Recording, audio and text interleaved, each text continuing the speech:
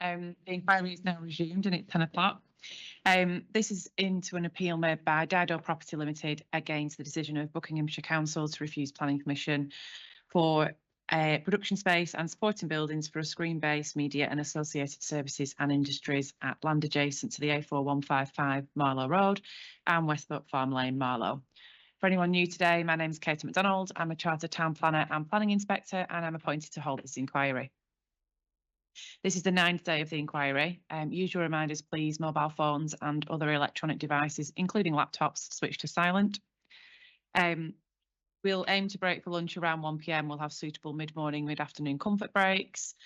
Toilets are just on that corridor to my right, your left, and then the accessible toilet's just up here. There's no fire drills planned, so if you do hear the alarm, it is real. Exit via the stairs at the back of the room and the assembly points by the riverside. Up to yet, I've heard opening statements from the main parties. I've heard evidence from the appellant's master planner and scheme designer. I've heard from interested parties. I've heard from landscape witnesses, Rule 6 party evidence.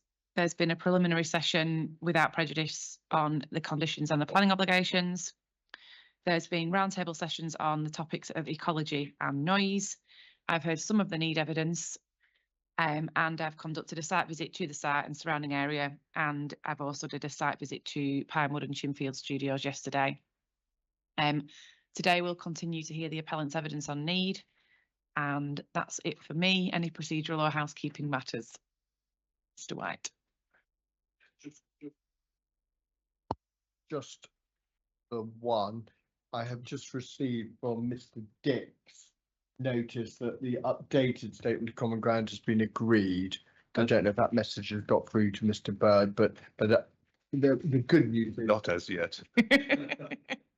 Well, Mr. Dix's email to me is dated is 9:34, so we will submit that at some stage at a break. But the good news is hopefully that will do what it's intended to do and make it very clear for you and for Mr. Bird and I where the dispute now lies in the light of the exchange of the second set, well, the rebuttal. So that, yeah, so the good news is that, and that's in good time for Friday and Mr. Tester's evidence in chief. Yeah, that's helpful. Thank you. Anything from you, Mr. Bird? No, thank you. No, Miss Nevin? From me. In that case, Mr. White, would you like to introduce your witness? And do you want me to have any core docs open, or are you going to run through them as you go? I think principally, if you have the proof of evidence up, that would be brilliant.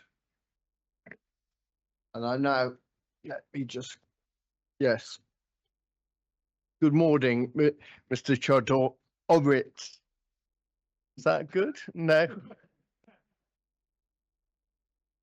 Thank you. Thank you. Thank you.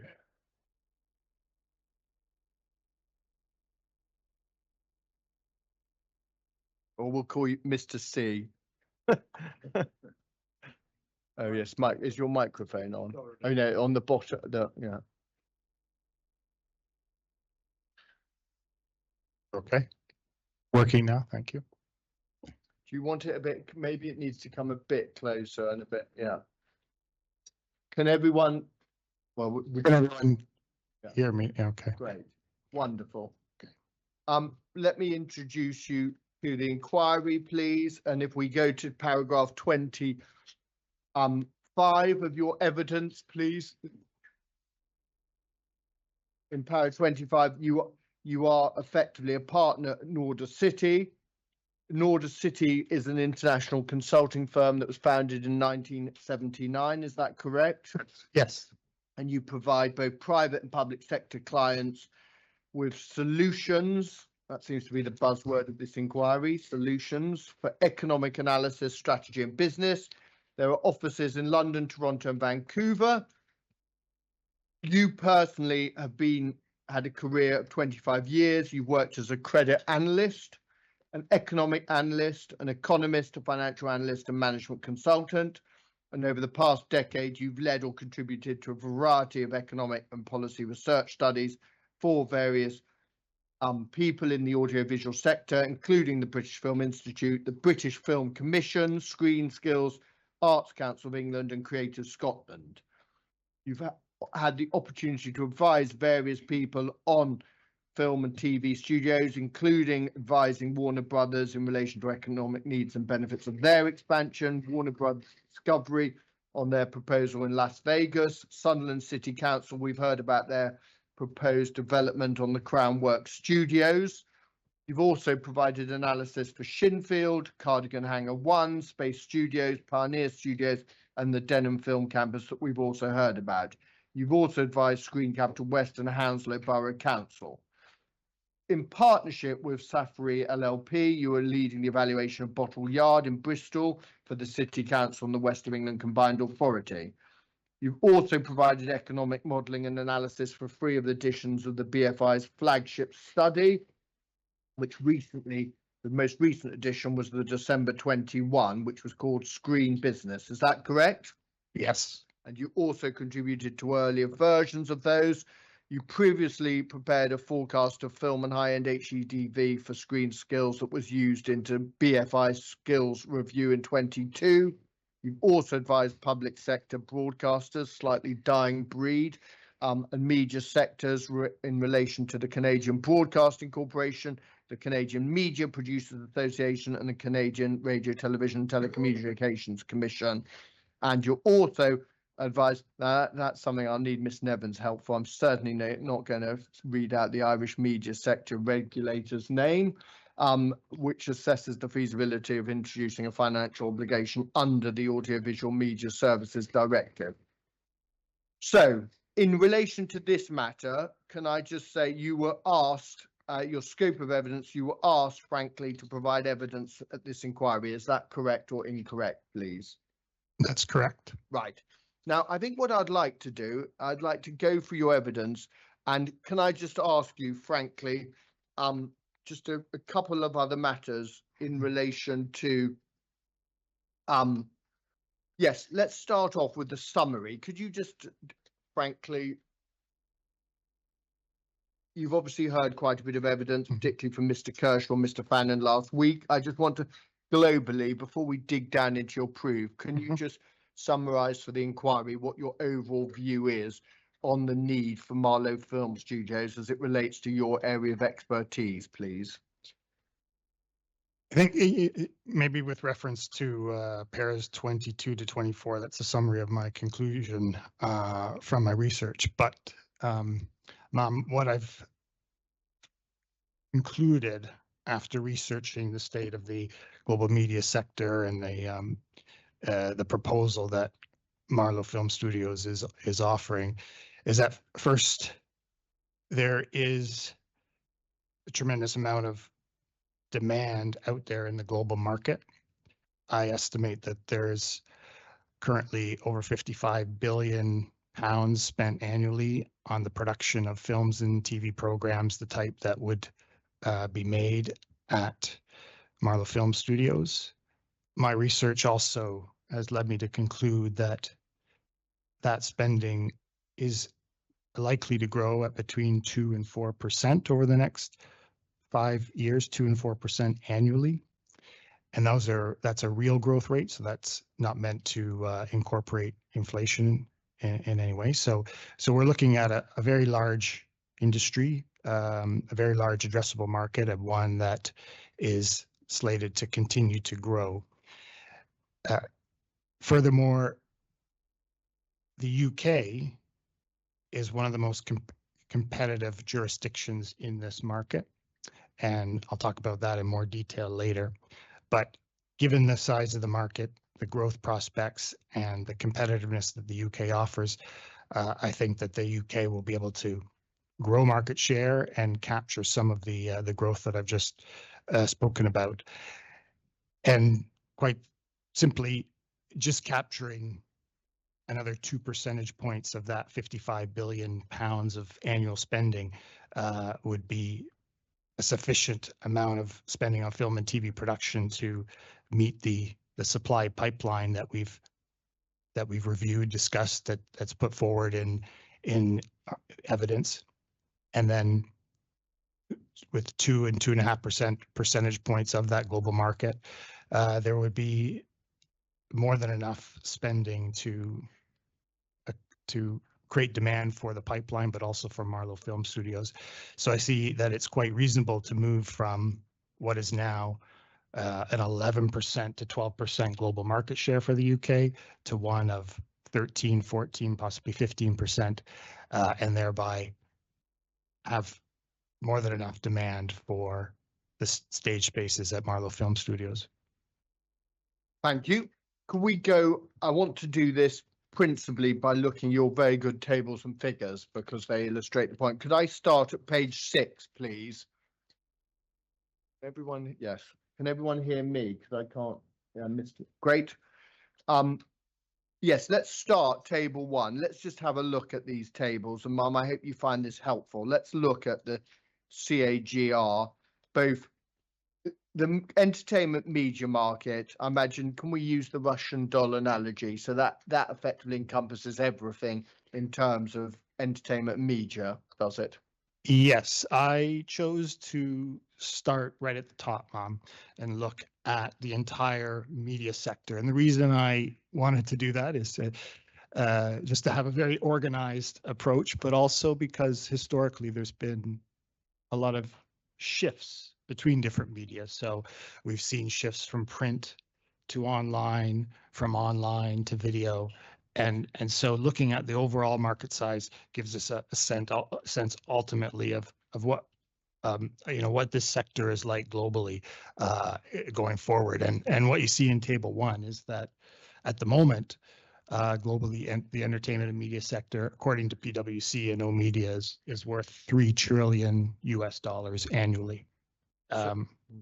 So that, just as it says in 56, that overall, so to speak, Venn diagram includes gaming, music, radio, books, magazines, newspapers, and obviously film and television. Is that correct? Yes. And then we notice from 2019 to the 23 figure is actual, and the 24 is indicated as a forecast. Is that correct?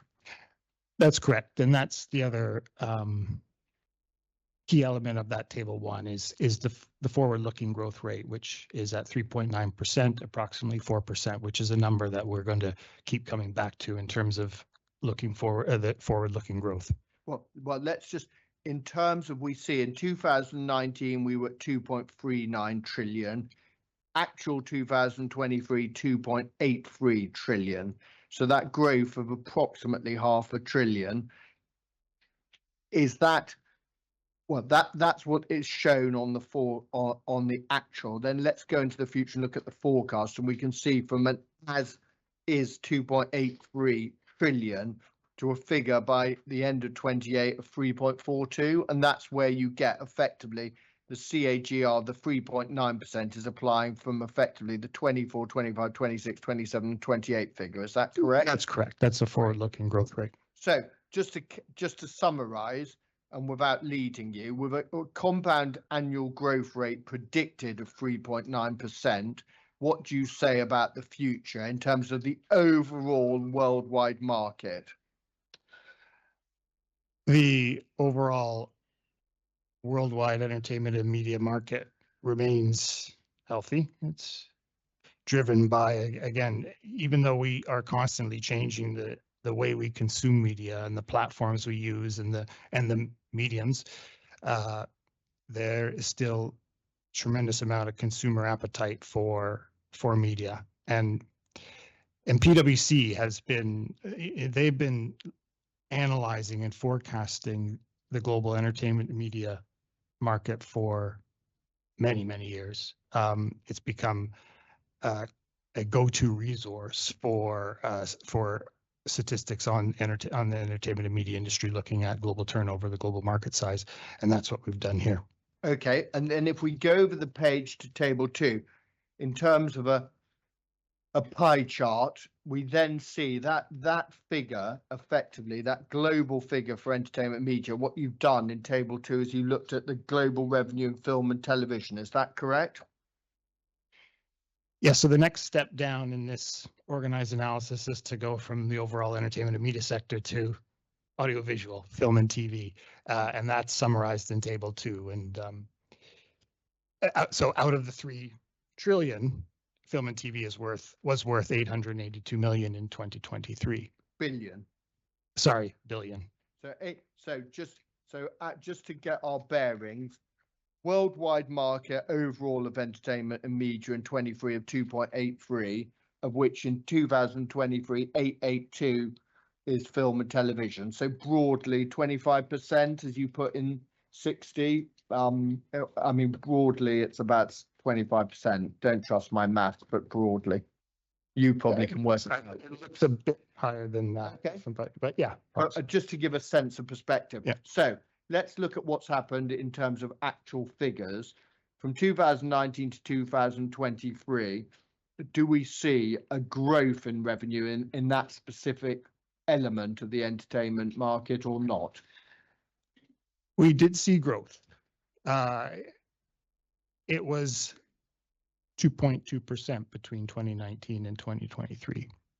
So we did see growth, but what is most interesting to me and is most relevant to this inquiry into Marlowe Film Studios is, of course, the over-the-top video line, the second line there, because that encompasses Netflix, it encompasses Disney Plus, it encompasses Amazon, it encompasses all those media companies that are in the marketplace to produce films and television programs of the type that would be made at Marlowe Film Studios. And as you can see, historically, it's had a very strong run with 21.6% growth between 2019 and 2023, which isn't surprising given the explosion in streaming video services. Well, let's just have a look at that. In 2019, you had a market of 131 billion, 2023, 285. Across those 5 years, what would you say had happened to the market for over-the-top video in that time frame, please? Further, what you're seeing there is the rapid growth of Netflix. You're seeing the entry of Disney Plus and the other subscription video on demand services. You're also seeing, this also includes advertising video on demand. So you're seeing the effects of people beginning and increasing their consumption of video on Google, on YouTube.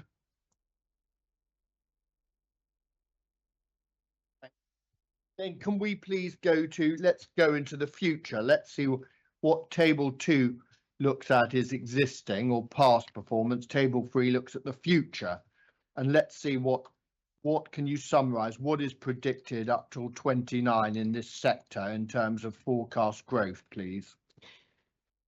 Yes, so table 3 is slightly different from table 2. What I've done is I've removed pay TV because that's one segment of the market. That includes Sky and Virgin Media. So that's a segment of the market that's not traditionally investing in content production. So I removed them just to get a clear idea of the size of the turnover of the companies and the industries that would be investing in film and TV content. And that, so when you pull out pay TV, you go from 882 billion, to 740 billion in 2023. Yeah, and then we can see that in 23 under pay TV, that's the loss of the 142 billion, isn't it? yes. Sorry. So, but what You will be amazed how often when one does this exercise, the tables don't match what it says. So delighted. So I'm just clarifying why they don't match in this case. No, absolutely. But now looking at in terms of over the top, we see 285 to 443 and a change of 23, 29. The 158 you've identified there, that is effectively the billion figure plus 158 billion. Is that correct? That's correct. And then obviously the change is 55% over that period, and the CAGR effectively the per compound is 7.6. Is that correct? That's correct. So let me just ask you this, and it is important because you've heard the evidence from Mr. Kershaw last week. I want to ask you, how would you characterize in terms of over the top video and its relationship to subscription video services? What do you say will happen your forecast, or based on the Statista Market Insights, what's the forecast for the next 5 years, please? Based on my research, the forecast is for an annual average growth rate of 7.6% in the over the top market. So by 2029, it'll be 55% larger than it was in 2023. Thank you. Now, let's see how that translates, frankly, into, well, actually, one other thing I do want to, because often before we leave that table, let's just look at a couple of matters that are important. Cinema, because there's a lot of debate about the future of the traditional cinema model. And we note in 23, 71 billion revenue, 29, 104 billion. So what is going to happen, Mr. C, to the cinema market? What's the forecast over the next 5 years? Decline, stability, or growth, please? Well, you can see in this table that there's growth. There's growth after years of decline and struggling to get back to where it was pre-pandemic. But now the outlook is for growth. And then again, overall, we see, if you put the three together, just this might be superfluous, but if it isn't, just assist me. How can the inspector distinguish what a home video is from an over-the-top video?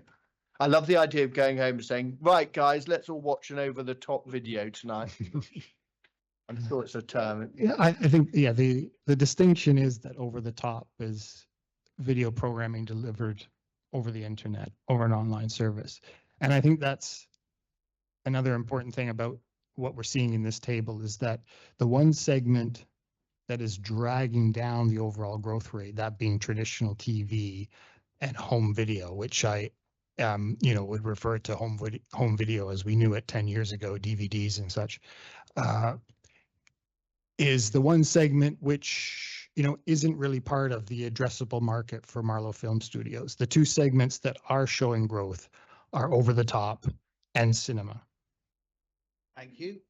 And then, those are as I've referred to earlier, those are the segments that will be commissioning the content that will be made at a studio such as Marlowe's Film Studios. well, that's very apt you mention that, because let's go to table 4 and see how does that forecast in revenue. Obviously, revenue is what those various providers receive. Let's see how that translates when sitting in their various offices in Century City, etc., and they're making the decisions about what to spend. We see in table 4 the global spending on film and television content, and there we see in 15 148 billion, 23 243, and 24, which is a forecast 247. So again, how would you characterize what's happened in the past 8 years or 9 years you have in that table in terms of what is being spent on film and television content? Is it growing? Is it decreasing? Is it stable? It's growing throughout the period.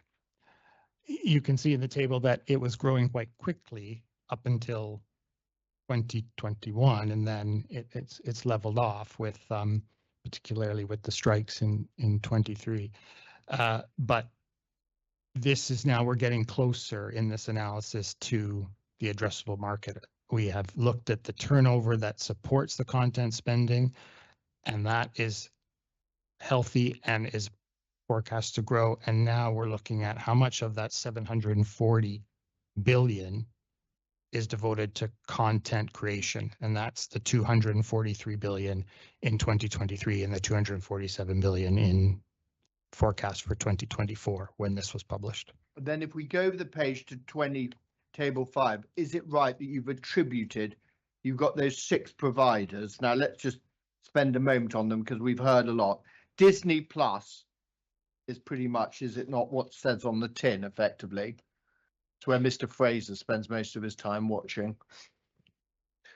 Yeah, I think it's important to just keep in mind that the 247 billion, that is everything that we see on TV. That includes rights for sports, that includes unscripted programming, reality programming, current affairs. So that's everything that's out there. But of course, for studio production, for a studio like Marlowe Film Studios, we need to zero down on something that I referred to in the report and is commonly understood to be original production, original content production, as opposed to acquired content, which would be rights for sports or other programming. So this is commissioning new films, new TV programs, and in table 5 and the subsequent tables, that's we try to get a better handle or zero in on that, the size of that addressable market. And So then- go on, sorry. yeah, so in terms of the companies listed in table 5, those are, as it says, the 6 largest spenders on content, and they account for about half of the 247 billion. If you see in 2024, it comes to about 126 billion. So they're 50%, the top 6 are 50% of the market. I think just, we'll come back to this, but a couple that are missing from the list are Amazon and Apple, which have now grown to become big commissioners. Well, you say that, let's just look at that in para 67. It says, added to that list, Amazon expected to spend 12.5 billion in original and acquired content in 24, and Apple is estimated to have spent 20 billion, or on average 5 billion per year. So added to that table, effectively, there is a component global. You could have added it with 2 extra rows, which could have included Amazon and Apple TV. Is that correct? You could have. Well, we could have, but we were lacking the full time series for those 2. So we would have a patchy table because we just have those kind of Sure. one points in time. So, but you could add them to the 2024 column and you get, a better perspective on what the overall spending across the 8 largest spenders would be.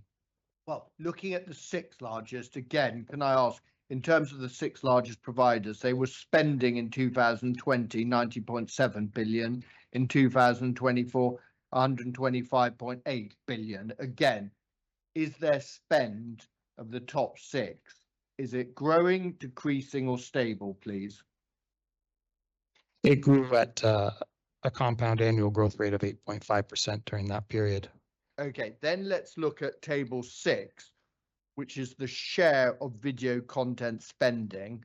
And can you just explain effectively to the inspector what that table seeks to do, please? This gives us a market segmentation of that spending. This is where we see how much is devoted to content commissioning by commercial broadcasters or traditional TV broadcasters, and importantly, how much is accounted for by spending by the subscription video on demand services, which have been driving growth and which I'll talk about later, have, to me, most importantly, driving globalization of film and TV production. Thank you. And then in table 7, we've got this split between original and acquired. And is that effectively original, that commissioned by the firm that you've listed there, and acquired is what they bought from others? Is that broadly it? That's correct. And this is the key table. Obviously, this is where we get a clear picture of how much is spent on the creation, the production of new films and TV programs of the type that we're interested in, because those are the types made in studios. So for example, Netflix, slightly higher, 8.5 billion on original than acquired. So you're slightly more they are producing than they are acquiring in 2024. And the slight difference with Disney, for example, less original, more acquired. Is that correct? That's correct. I mean, for most of them, generally, it's about a 50-50 or a 40-60 or a 60-40 split. There are some outliers that are more focused on original. For example, Warner Brothers, its spending, its slate, its spending on content is more focused on original production. But thank you. And then can we just have a look at your figure 2? And let's have a look at how this is, what has happened in terms of subscription video on demand market. And we can see you've used helpfully the colors. Netflix is at the top, Then we've got the red for Disney, which is the third down effectively.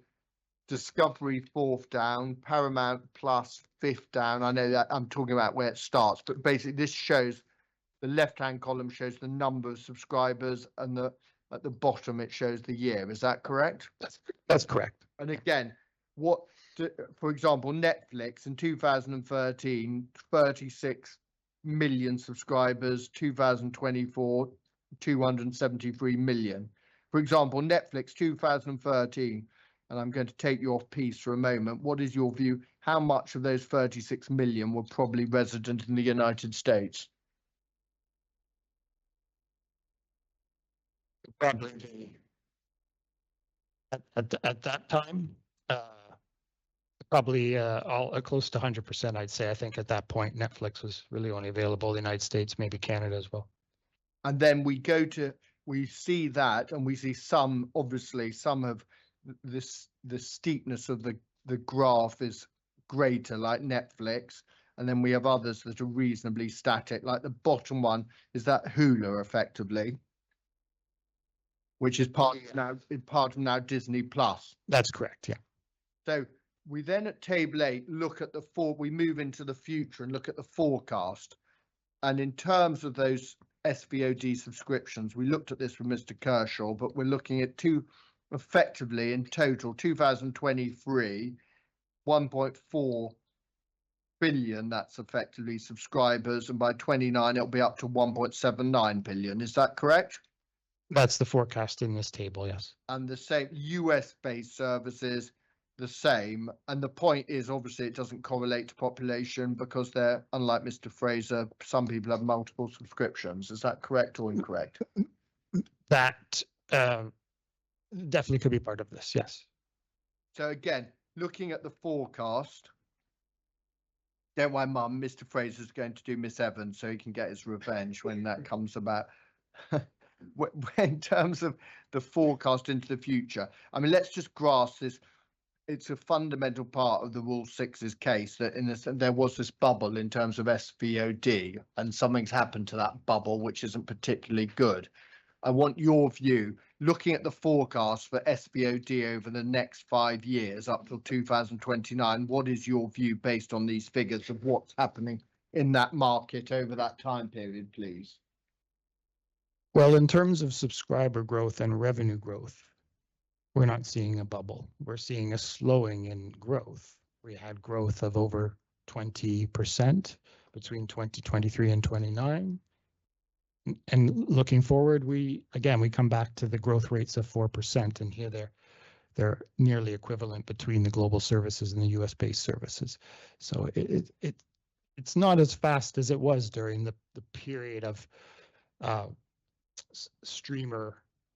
when the streamers were coming on stream, but we are still seeing continued growth, and the analysts are still forecasting growth going forward. And then over the page, I don't think we need to take Netflix and Disney in terms of subscribers, because that's illustrated earlier. But what is noticeable is if we look at operating income and operating margin, is the Netflix model increasing in profitability or decreasing, please? Netflix has been able to very quickly improve, stabilize, solidify its financial performance by cracking down on password sharing, by introducing ad-based revenue models or pricing models, introducing different subscription tiers, and it's right now on a very strong financial footing. It's quickly being joined, I'd say, by Disney, which we also have the data for in table 10, which is late last year also moved into a positive profitability situation. The absence of brackets indicates profitability, does it not? That's right. The brackets or parentheses are negative numbers. And then we see at table 11 again, we see the global SVOD revenue, and we see 2016, 17 billion, 23, 107 billion. Is that correct? Yes. And just what's in table 12, we have this emergence of AVOD, and is that not the insertion of advertising, effectively to save people laying out $25 or £25 a month? There's the emergence of AVOD, where you actually have your program broken into by adverts, but you're not bound in to pay a set amount per month. Is that correct or incorrect? That's correct. Okay, and then we see in terms of online revenues, again, look into the future. When you add AVOD, you've got a market in 23 of 162 billion, and in 2029, 215 billion. And the change in percentage, in actual monetary terms, is 53 billion. The growth is 32%, isn't it? 32.7%. Yes, and again, going forward, this forecast is pegging that annual growth rate at 4.8%. So once again, we're around the 4% mark, 4 to 5% mark. Well, to be fair, table 12 is the result of digital TV research, and table 13 does the same exercise, but the source is PwC. Is that correct? That's right. A different houses, analyst, yeah. but different analysts. But is there an incompatibility or compatibility between table 12 and 13? Do both forecasts show, again, a growth, a loss, or stability in those two markets, please? Both analysts are forecasting growth. So let's then, before we move on, let's just bring this all together. As a result of table 1 to 13, just take the inspector's got to grapple with the question of need based on the forecasting that you have in evidence. What do you say will happen in the future? I think the summary actually is in your paragraph 96. Well, taking these two forecasts, one by Digital TV Research, which has a 4.8% growth, and one by PwC, which has a 6.4% growth, I did a little digging just to make sure or check to what extent inflation was incorporated in these forecasts. And after I adjusted the PwC forecast, for example, to take out inflation, which I discovered that they included, these two forecasts have led me to, a personal consensus that we're looking at a 4% growth rate in terms of revenue for the addressable market that will commission the content, the type of content made at Marlowe Film Studios. Thank you. Now, let's then move on to your next topic, which is the globalization of the film and television production that you set out from effectively Powers 97 onwards. And I think, again, let's start.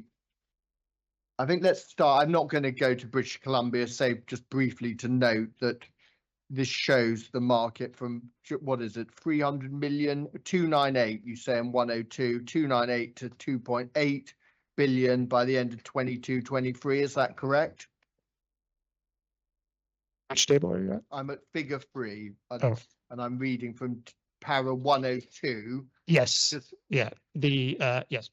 British Columbia has been a beneficiary of what has been the globalization of film and TV production over the last decade.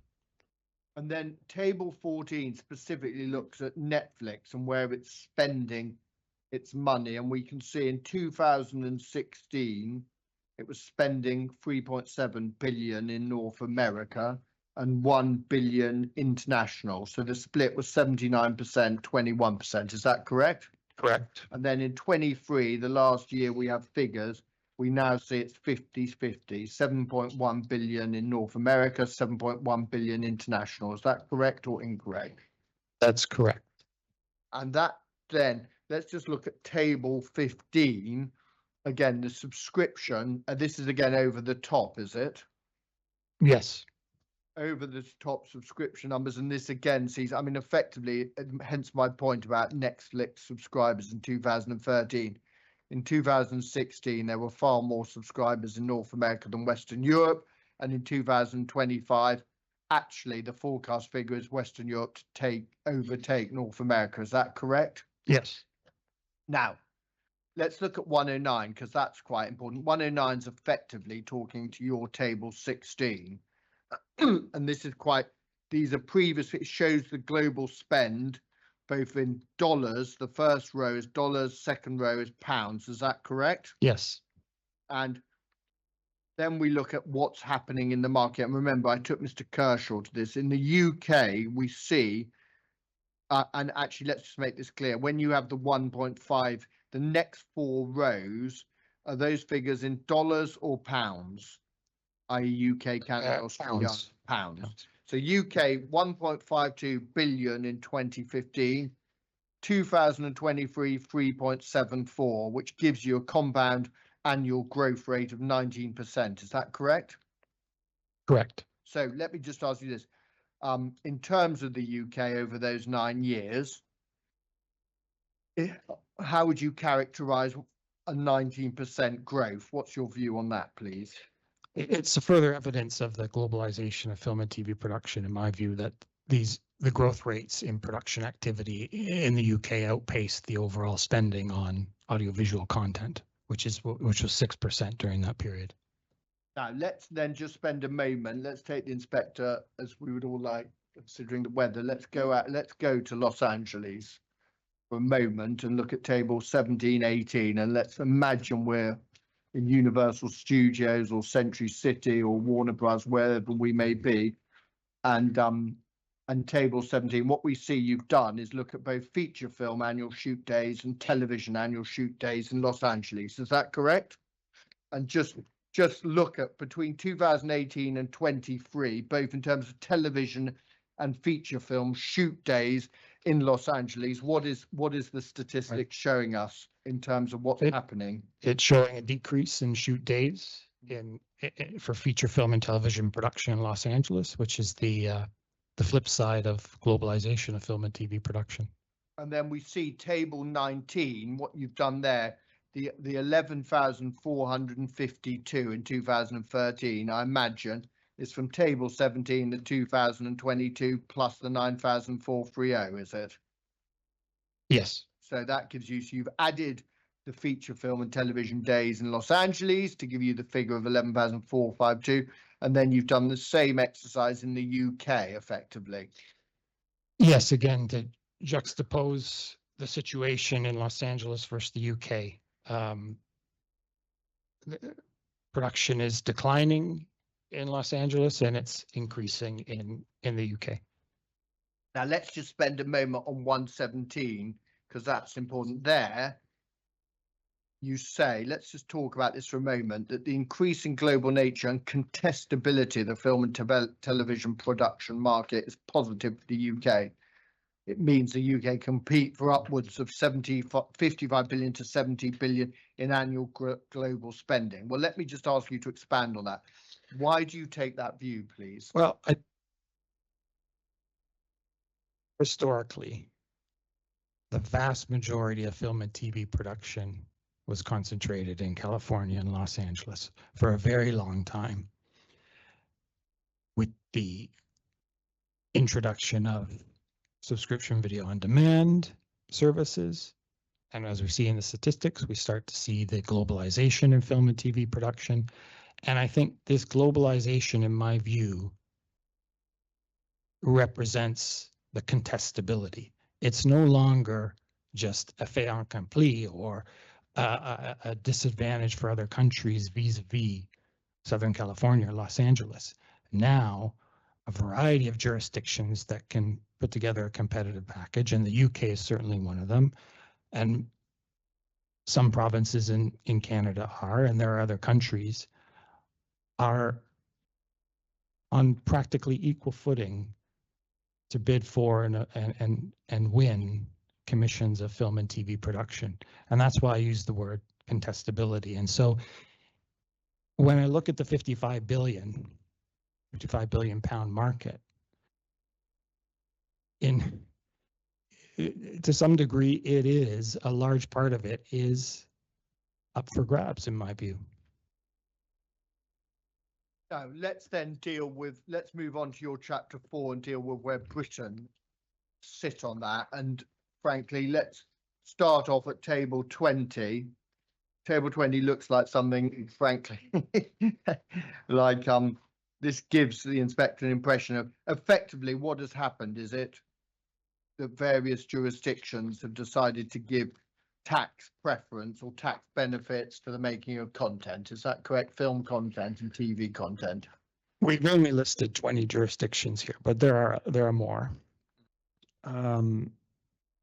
These are in my view, in Nordicity's view, the leading jurisdictions for film and TV production in terms of their incentives. And as we see, the UK is in the middle of the pack. But I think even just looking at the rate, you would think it's in the middle of the pack, 25.5%, can't be that competitive. However, there are a lot of considerations beyond the posted rate that really come into play and make one jurisdiction more competitive than the others. And this topic is something that we at Nordicity, we swim in every day. So, but I'll try to put it out there, but there a lot of jurisdictions have caps on how much projects can claim.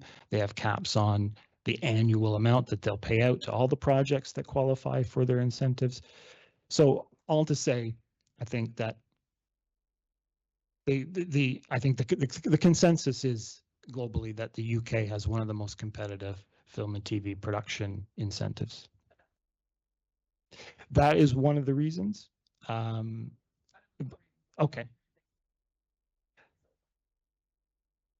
I think, I'd say there's two key reasons. One is no caps, and then related to that is the way that the UK incentive treats above the line expenditures on above the line talent, which a lot of jurisdictions cap or don't even provide an incentive for.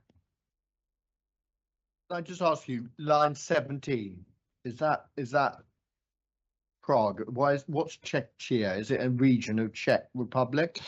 That's what I understand to be the current term for the Czech Republic. Yeah. Okay. So that's where that shows summary jurisdiction. You then go through a list of various factors that you identify that helps or assists the UK's competitiveness. You set out the annual exchange rate, which is slightly painful reading for those who go on holiday to America, but better for the other way. And then we see wages in figure 5. I don't think we need to spend time on that. We then got English language, regulatory advantages, and the pro-UK skills, and the issue of labour shortages. Just adding all those factors together, in your view, we can see actually it comes together in figure 6 in a way, because what you do is you identify the expenditure of film and HETV production. Well, let me just ask you this. Taking those factors together, what is your view on how competitive or not the UK is in the global film and high-end TV production market currently? My view is that the UK is one of the most competitive jurisdictions. And I think the statistics in section 4.4 will bear that out, beginning at figure 7. And looking at figure 7, we see that that's feature films released in theatres or cinemas effectively, and we see the comparison in 22 or 23, the number of productions, and we see almost level LA and UK, and the same in table 21. That's where you add the number of productions, you add share of the total theatrical movie releases and the share of the total theatrical film releases there. And indeed, what you say at 169, considering just theatrical films, the UK was the leading location for production. That's in your para 169. And I mean, basically, looking at figure 8 and figure 7 and table 21, what's your characterization, if any, of the UK currently for the production of theatrical films? The data clearly show that the UK is now the leading jurisdiction for theatrical feature film production, even surpassing Los Angeles in 2023. Now, let me just ask you this, it's a qualitative point, but how difficult in your judgment or easy is it to retain that position? What's your judgment on that? Is the market content with that UK position? I mean, will others seek to compete, or will they accept it with a shrug and a degree of resignation? What's your view on that, please? My view on that is if your inward investment film production sector is tied to or linked to a financial incentive, then I think it's a bit more vulnerable. But if you're, in my view, if your film production sector, your ability to attract global theatrical film production to your jurisdiction, if that is linked to more structural advantages, such as physical infrastructure and human infrastructure, so the quality and the availability and quality of your stage space and the availability and quality of your crews, then you're in a much stronger competitive position in theatrical feature film production. In fact, that applies to all film and TV production. Thank you. Then can we then look, you've done films, then you do streaming movies, and these are obviously, is this streaming movies are effectively when Netflix or Amazon commission a film and effectively release it on their platform? That's correct, yeah. And we see, looking at those, we again, figure 4 in terms, we've seen theatrical level with the LA or one behind. We see with streaming movies 4th in the chart behind Georgia, which of course includes Atlanta, Los Angeles, California, New York, and Britain is currently 4th, is it, in the table of streaming movies production location? So unlike theatrical film production, feature film production, UK is not at the top of the list, but it's in the top 5. And that's what leads me to conclude that it's highly competitive in this market segment as well.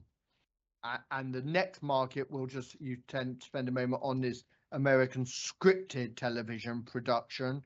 Is that effectively television series? Yes. And again, we see UK comes in 5th there at the moment. Los Angeles retains its dominance with 241, New York 108, British Columbia crossing the border to Canada, and then Georgia again, and UK 5th with 55. And that turns over to table 23 again, the share you put of total scripted television, and the share of television release is just the top 10. So basically the UK has 8% of US scripted television series. Yes. So putting together US scripted television series, streaming movies, and theatrical release films, do an audit of the current health of the British sector, frankly. Well, it's a bit of a ladder of competitiveness here. In theatrical feature film, the UK, we are the leaders. In feature length content for streamers, we still have room to move up. But we have an excellent foothold in the market. We have a market share of 8%, and again, there's room to grow. In the case of American scripted television series, the UK is 5th on the chart. It's a 7% market share. Of course, in this case, the data is also including the vast number of scripted television series that are on American television networks, which is a segment which is largely produced in the US, although that is not necessarily the case. A lot of those series are produced in Canada as well. But again, there's even more room for growth for the UK here. Thank you. Now, can we then just look at, before we leave your proof, can we just look at figure 11 and table 24? And figure 11 again shows the position in spending. And of course, you divide the bar chart into film and HETV. Is that correct? Yes. And obviously, but we know this, I think actually, Ma'am, for your note, we've been told the British Film Institute release the Q4 figures for 24, I think, on Thursday. So we'll be able to complete 24 spending. But what you've done to make parity, you're effectively Q1 to Q3 in this table. Is that correct? Yes. And we can see, we talked about this with Mr. Kershaw, effectively the highest year in 21, second highest year in 22, third highest year in 24. Is that correct or incorrect, please? That's correct. And then going to table 24, what you've also done, gone a bit further back. And of course, in 2002, let's just look at a bit of history for a moment. 2002, HETV was the apple of people's eyes. Effectively, the market was only discernible with the expense of 13 million in 2013. Sorry. So in 2002, the UK, 551 million pounds was spent on film in the UK. Is that correct? Sorry, which year? I'm at table 24, first row, 2002. Yes, 551 million. 551. Then we just watch. Let's go through history, time travel to 2023. And obviously, well, in 2013, the staging post is the beginning of expenditure on HETV. And then where we are now, the latest figures we have 2023, we've got a total figure of the 4 billion, 4.2 billion. Is that correct? That's correct. That was the strike year, so it's a bit of a down year. But we also see B and A, looking at those two periods. A, I assume, is prior to HETV. B is when you would add, starting getting a total from HETV. You've got a B plus A gives you a total. The 3.65 is that, what is that, a percentage? That's the ratio of the aggregate level of production in the 2014 to 2023 period against the 2004 to 2013. So yes, Okay, so effectively, and the other figure which I did the exercise is if we look at those 21 years, the cumulative expenditure on film production, just shy of 40, well, just in excess of 45 billion in total. yes, it would be about that. Yeah. Right, there are just a few additional points I want to ask you. Well, before we go on, let's just have a look. Can I just ask you to read out 215, 216 and 217, please? Just to finish on that. In summary, on the basis of my research of the global and UK marketplace, it is my judgment that the global addressable market for film and television production, which I estimate to currently be worth 55 billion pounds, will grow at an annual average real rate before any effects of consumer price inflation of between 2 and 4%.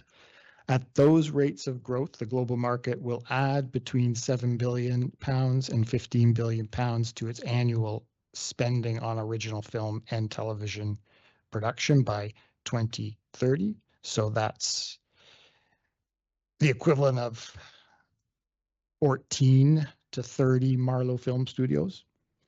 My research also leads me to conclude that the UK is well positioned to benefit from this forecast growth in the global market for film and television production. Furthermore, it is my opinion that the UK's competitive position within the global market and its current market share means that it has considerable room to increase that share so long as it can continue to steadily expand its volume of physical infrastructure, i.e. studio stages, and human infrastructure, i.e. proficient crews. As proposed, I believe the Marlowe Film Studios would represent an important contribution to the UK's physical infrastructure and enable the UK's film and HETV production industry to gain market share, capitalize on forecast market growth, and deliver benefits for the local and the UK economies. Thank you. Can I just a few matters arising from Mr. Kershaw's evidence? First of all, there was a criticism that effectively the appellants have not estimated the demand that exists for the Marlowe Film Studios. Is that a view you share or disagree with, please? I have to disagree with that view. I think a lot of research has gone into understanding and estimating the total value of the addressable market globally, taking care to not count film and TV production spending that wouldn't be the type that would go to Marlowe Film Studios. There's been a lot of research to demonstrate and establish that the UK is very competitive, and that furthermore that this market, this 55 billion pound global market, is a contestable market, is one that has been characterized by globalization over the last decade and will continue to be characterized as a globally contestable market. Thank you. And then also, in terms of that contestable market, what does history show us about the UK's trajectory? Is it one of a decreasing amount of that market share or increasing? The UK has definitely been gaining share over the last decade from this market. And let me ask you this, in view of the evidence that we've heard about the qualitative provision of Marlowe, I don't want to drill down too much, but just as an economist, if you put something at the top, just take that proposition as true. If you take something at the top, in your experience, does that lead to an attraction in terms of an increase in market share, or is it likely to lead to a decrease in market share? Well, the UK, as I put forth in my proof, is a very competitive jurisdiction for film and TV production. But as we also see in the proof, there are 19 other jurisdictions that have attractive financial incentives. And insofar as they can also enhance their physical and human infrastructure, they can increase their competitiveness. So I don't know if it's necessarily from an economist perspective or an industry observer's perspective, or someone with a management experience, but certainly from an economic development perspective, I would say that a forward-looking economic development policy would want to have a best-in-class infrastructure to gain market share, but in face of these 19 other jurisdictions, to even consider having to protect its current market share. Thank you. Next point, there was an assertion that the appellant effectively has not segmented that market demand that exists. Do you accept that criticism or not, please? I don't accept it. I think that the research in the Nordicity proof, in my proof, has again taken great care to segment the market, and that is identify the segment from which spending on film and TV production that would go to a Marlowe Film Studios, how much that segment is worth. Again, I come back to the 55 billion pounds globally on original film and TV content. Now, can I ask you about next point about competition? And your proof identifies the competition that the UK faces from US, Canada, other countries, Czech Republic, etc., etc. I want to just ask you this. In the light of your examination and identification of global competition, is that, in your judgment, a reason for or against Marlowe? From my perspective, it's a reason for. As I was just remarking a few moments ago, with that competition, economic development policy should be focused on having the best in class, the best world-class infrastructure, physical infrastructure to, as I said, protect market share and gain market share. Thank you. Now, I want to ask you then, please, about the West London cluster or Metro London or whatever one badges it. Well, West London cluster versus Metro, etc. I just want to ask you, are you familiar in your work with the concept of the West London cluster and the Metro London identification, please? Yes, I'm familiar with both. Why are you familiar with them, please? Well, I'm familiar with the West London cluster from my studio advisory work. It's the West London cluster is an established a zone of leading studios that have access to the skilled workforce that typically resides in the West London boroughs.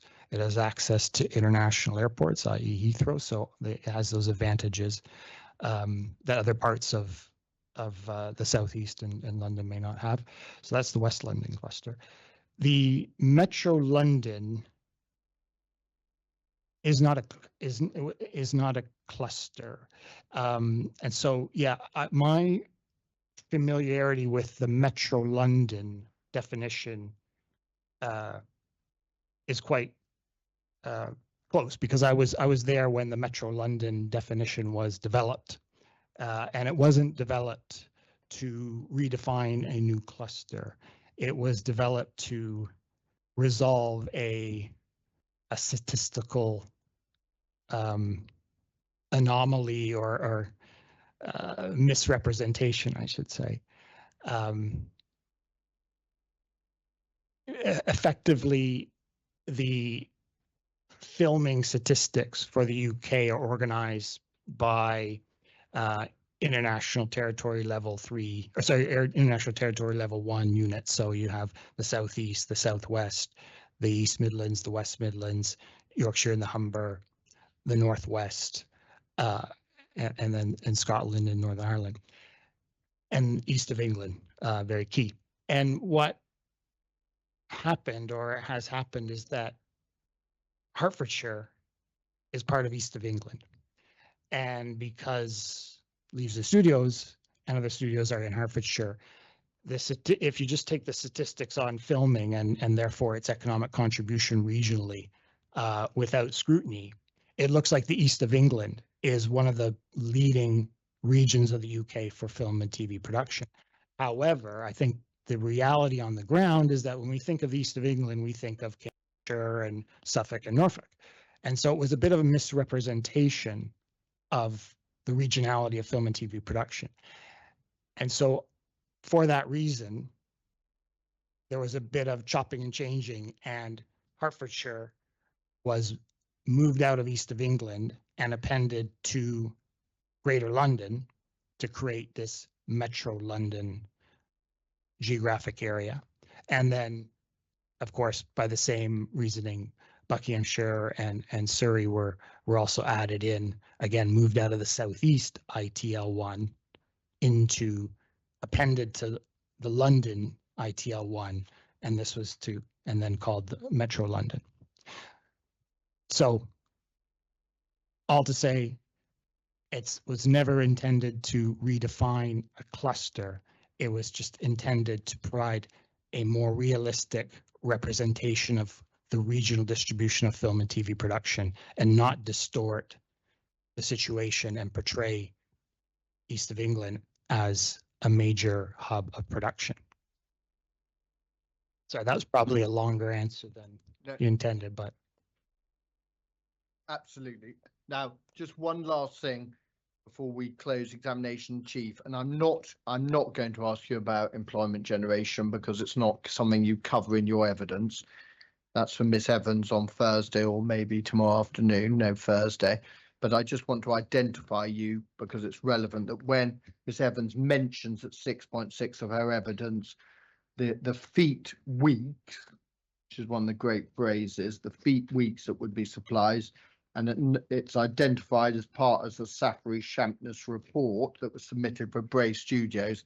I think it's fair just to identify you for the inspector's benefit that, as I understand it, you are familiar with this method. Why? I was there when it was developed. Okay. Great. I was in the room, yeah. You were in the room. Great. Thank you very much. Ma'am, that's my examination in chief of Mr. C.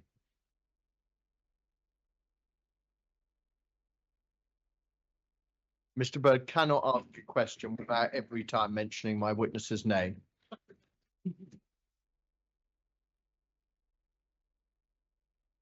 that a challenge? I'm quite happy to rise to it. Mr. Chodorowicz. Yes, you are. It's Um, very good. do you Thank want to, you've said 45 minutes. Do you want to take a comfort break now? Easy, madam, in your hands in relation to that. What would you wish to do? I've drunk loads of water. Can I take a comfort break, please? Yes. Thank you. Can we take 15 minutes and come back at 25 past? Is that okay? You can't speak to any members of your party now because you've started to give evidence. So thank you very much. We are adjourned until 25 past 11.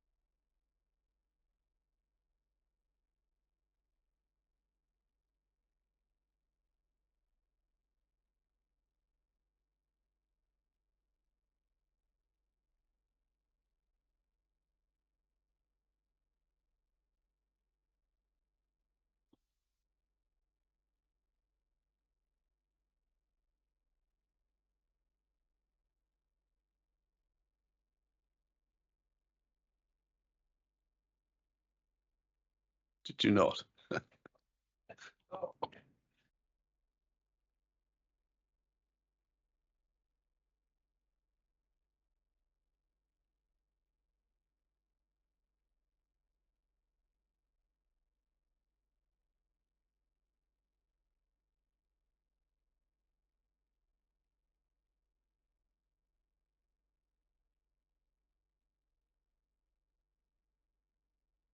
Okay, it's 25 past 11 and the inquiry is resumed. Mr. Bird, would you like to begin your cross-examination? Thank you very much, madam. Mr. Chodorowicz, as far as your role in the inquiry is concerned, it is to address firstly the size of what you call the addressable market, That's correct, yes. and secondly, what the UK might target by way of increased market share of that addressable market. Yes. Yes. When were you first involved with the Marlow Film Studio project? I was first involved in late October of 2024. Right. And when were you actually instructed to give evidence at the inquiry? I was instructed in late October of 2024. Right. And in terms of the issues you address, they were not, were they, addressed as part of the application documentation?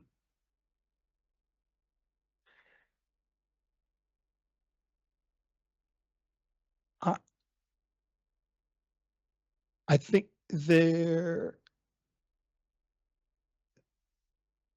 I can't say for certain if market demand was addressed in the application documentation. I, of course, as you could tell from my proof, did an independent research of the question and did not consider if that question had been looked at during the initial application. It may have. Okay. We can agree this much, can't we? Just as film and TV and the film and TV industry is global, the UK competes for the addressable market on a national basis, doesn't it? The UK competes with other jurisdictions to gain to capture, if you will, or win share of the addressable market. Yes, on a national basis, doesn't it? That yes, on a national basis. However, I think a lot of the statistics that we see in the proofs, a lot of the data shows that the vast majority of the production in the UK, film and TV production, and the competitiveness of the UK emanates from the Southeast, emanates in particular from the West London cluster. Yeah, well, we'll come back to those points in due course. Now, you tell us you've advised Shinfield, Denham Film Campus, and the Crown Work Studios in Sunderland. That's your paragraph 3 of your proof, presumably on the basis that they're all capable of contributing to attracting increased market share to the UK. Yes. Yes. So you accept that Sunderland, for example, is capable of contributing to that increase that you're seeking. That's correct. Yes. Yes. And as far as growth in film and high-end TV is concerned, the forecasts show that the principal driver is the high-end TV rather than the theatrical film, don't they? The data do show that the streaming market, the subscription video on demand, the over-the-top market is generating the demand, which is subject to the globalization I spoke of. Yeah. And I think we have to be careful because high-end TV implies that it's television, episodic television program, but it does also include feature-length content. Yeah, no, I appreciate that. We can see that. We go to page 39 of your proof. You've got figure 11, which shows the split over the period 2015 to 2024 film and high-end TV, doesn't it? Yes. And what it shows is that there is some variability in the film, but it's not, is it, a principal driver of growth? been largely flat since 2021. Well, that's theatrical film. Yeah. That's large, yes, but Yeah. feature length film would be part of the, what is the HETV series in Yeah. in that chart. And that's in your red. Yes, Yes. And the same position applies, doesn't it? It's principally flat over that period, 2021 to 2024. The growth is in high-end TV, isn't it? the growth is in content that was made with the support of the high-end TV tax relief, which includes episodic TV programming and feature-length movies that were not released initially in the theatrical market. And we know that there are now 7 UK film and high-end TV clusters in the UK capable of supporting high-end TV production, don't we? There are several clusters, yes. 7. That several. 7. Mrs. Neville's evidence was that there were 7. If you go to 3.8.25 of her proof. Yeah, there's London, there's Manchester, there's Bristol, there's Leeds, Yorkshire, and there's the Scotland Central Belt, I think. Yeah, so that gets us to 7. And they're recognised as clusters because they have the supporting skilled crew necessary to support production, aren't they? They have varying levels of crew and physical infrastructure to support production. Yeah. And if we go to core document 13.10, please, which is House of Commons Committee report of the oral evidence.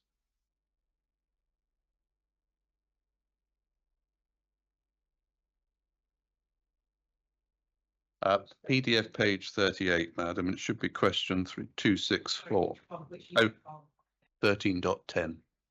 Yeah.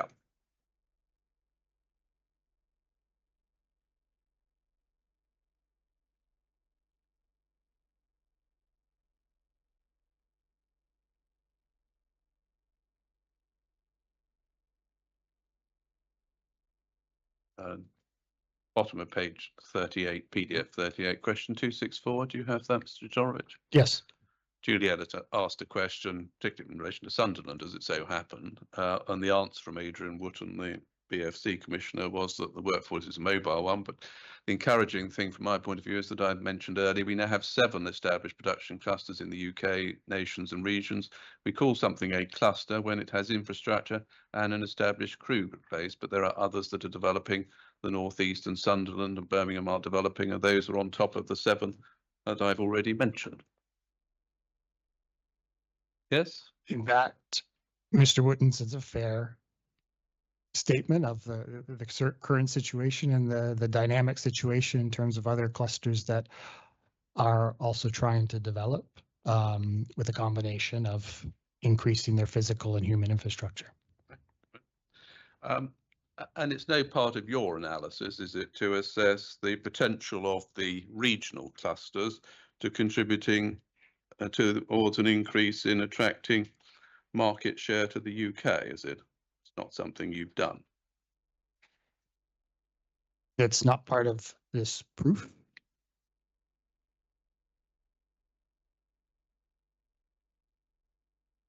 But you accept, for example, that Sunderland, which is not presently part of a cluster, has the potential to make a contribution to that process. With the investment in physical infrastructure and the development of the human infrastructure, the crews, Sunderland can develop into another regional cluster in the UK for film and TV production, I believe. And in terms of the West London cluster, Metro London cluster, we'll come back a little bit to that debate in due course. What is the 2024 market share of the West London cluster of the national? I don't have the productions? precise figure, but looking back at some of the research that was done,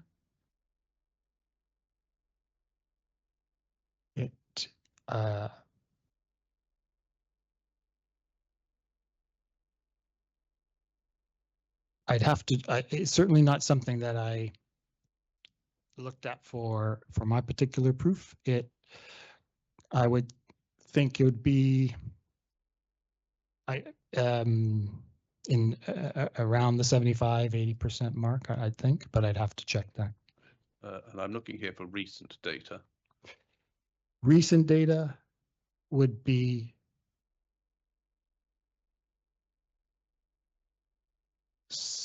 I think the latest, I believe the latest data for that kind of regional breakdown would be 2019. I don't think there's been an official release of data on a regional basis. So there since is then. no up-to-date assessment of the respective market shares of regional versus West London cluster. There are estimates I believe there are estimates in the Knight Frank report on the West London cluster share of production activity, but nothing from the BFI that I know of. But I've looked at Knight Frank, that's 2019. Then 2019 is the benchmark. So no recent, no No. up-to-date assessment of the respective market share. No up to date. However, one of the film and TV production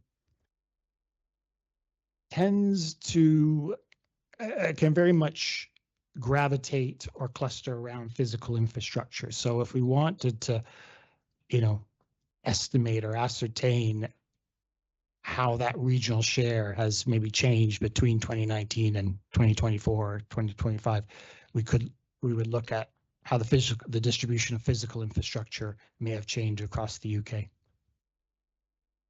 Come back to that point a little in due course. Now, to go to your, I think paragraph 198, please, of your proof,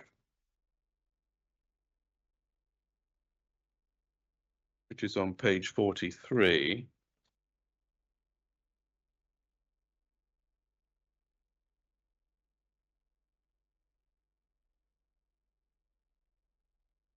Madam, it's the hard copy, page 43, and it's paragraph 198 and 199, where Mr. Chodorowicz is setting out the market share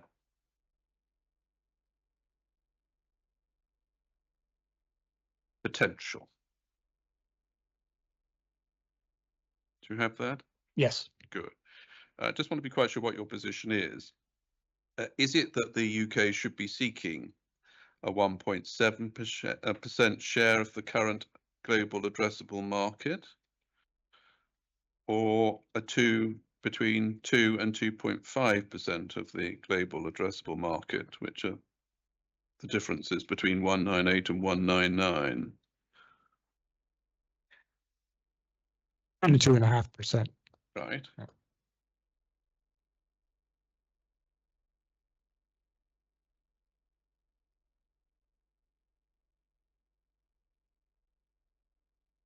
Based on what? Based on the level of production spending that could be attracted by the pipeline, a pipeline of 1.3 million square feet. So I think I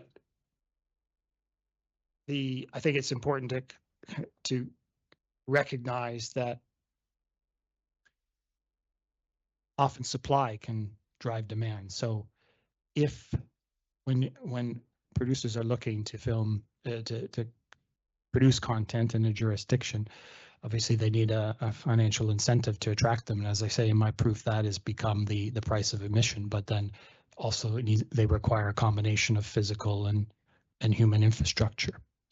And with gaining a 2 to 2.5% share can be done as the pipeline that we've estimated of 1.3 million square feet is built out, and Marlow Film Studios is added on top of that. And the addition of Marlow adds 300 million. The difference between 1.1, the one, was it 400 million? The difference between 1 billion in 198 and the 1.4 billion in 199. It would be closer to 400 million. I would- 400 billion. yes. Just so I understand how you've got the 1.4. So that is a purely pipeline supply driven market share, is it? Yes. Right. And where in your analysis do you, We just rerun that point again because I was typing and I couldn't beg your understand pardon, it. Sorry, thank you. so it is effectively a pipeline supply driven market share. It assumes that demand will simply follow supply given the available spend, doesn't it? I would use the word assume. I think we can all agree there's a tremendous amount of uncertainty about how much film and TV production can be attracted in the future. And we haven't seen any primary research, and it's really probably not feasible to do the kind of primary research that would be needed to put some precision to, well, how much film and TV production is coming to the UK in the future. Often when we as analysts are faced with this kind of uncertainty, the alternative is to consider, well, what is the break-even situation? What is the break-even scenario, if you will? And then assess, is that feasible? Is that reasonable? And that is essentially what I've done here, is look at, well, how much film and TV production, how many percentage points of this addressable market would the UK need to fill the pipeline and Marlow? And that leads me to the 2 to 2.5%, which when you compare it to what we already have, an 11 to 12 market share, in my opinion, is reasonable to go from 11% to 13.5 or 14%. That is, in my realm, a feasible achievement, a feasible target. Yeah, and we build into that exercise some other factors, don't we? We know as a matter of fact, don't we, that existing stage space, including some grade A space, is presently underutilized. I don't know that for a fact. I'll come back to that point in a moment. You have not, have you, assumed any greater use, any potential greater use of existing floor space in your exercise, have you? In the multiplier that I use to assess how much spending and how much stage space will be needed, it's outlined in footnote 79 that multiplier, which is 1.1, well, it's 1.1 million square feet for 1 billion pounds. It's underpinned by an 85% capacity utilization rate. Yeah, but we'll come back to that ratio in due course. Let's just touch on some other components of your argument. We're agreed, aren't we, that it is the production spend which drives the need for studio stage space, and particularly in the case of what Marlow Film Studios is designed for, the higher end of the high-end TV and the theatrical film production. Can you go over the question there again? Yes. What's the question? In terms of, we're agreed, aren't we, that it is the production spend which drives the need for additional studio stage space. And given what Marlow is designed for, that is the production spend on the higher end of the high-end TV and tentpole film production, isn't it? Certainly, production spending is essential for the viability of the studio space. Well, as I mentioned earlier, when you look at it from a market analysis perspective, from a market assessment perspective, though, sometimes we have to consider that supply can be a key factor in attracting to the demand. So it's not a pure kind of independent demand, independent supply. Do they line up? Do they match up? Do they equilibrate? Now, in terms of the second part of the question, what Marlowe Film Studios is attracting, or it will attempt to attract, from my understanding, the focus to some degree will be on the feature length content for theatrical market, but also for the streaming market and for high budget episodic content. But I don't think that rules out other types of audiovisual content, not in my view. We'll come back to that point in a moment. We go to your paragraph 72, please. As you've outlined in your evidence in chief, you identify in terms of the global addressable market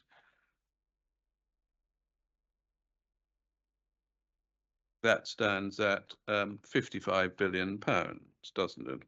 Yes, £55 billion.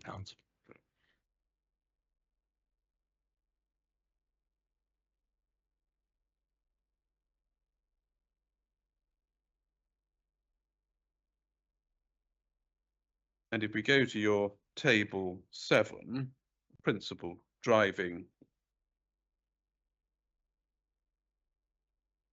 spend is the global spending by the platforms that you've identified in table 7 on page 10, isn't it? These are the top media brands globally. Some of they're not all of them listed there. There's some of the top. Not listed there is Sony, not listed there is Apple, not listed there is Google, which with YouTube is increasingly venturing into scripted content and the type of content which may one day be filmed at Marlowe Film Studios. So these are the top. These are 6. These are 6 very representative media companies, and according to this data, this analysis, in 2024, they spent $62.5 billion on original content. That's the type of content that would flow to a Marlowe Film Studios. Yeah, so we're dealing with the original, not the acquired, aren't we? That's Yes. yeah, good.